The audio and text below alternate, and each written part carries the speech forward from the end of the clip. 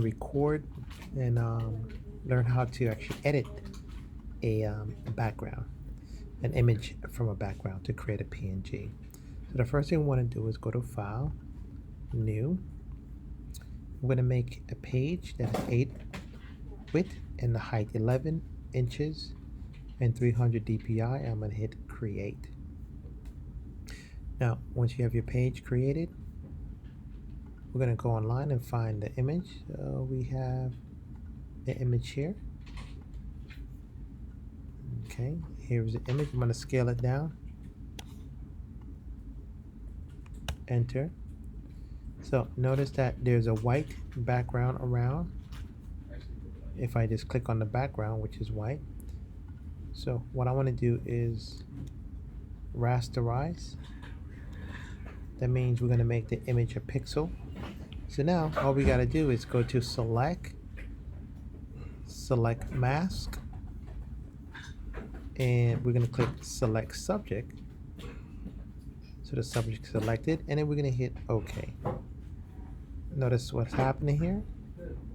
Okay, it's selected. Now sometimes it doesn't give you the full selection, so we could always go back, select modification, and I'm going to use to click on the piece that we need, which was missing. I used the this tool right over here. Okay, and I'm going to do it again, and then we click the area we need, and then we hit OK.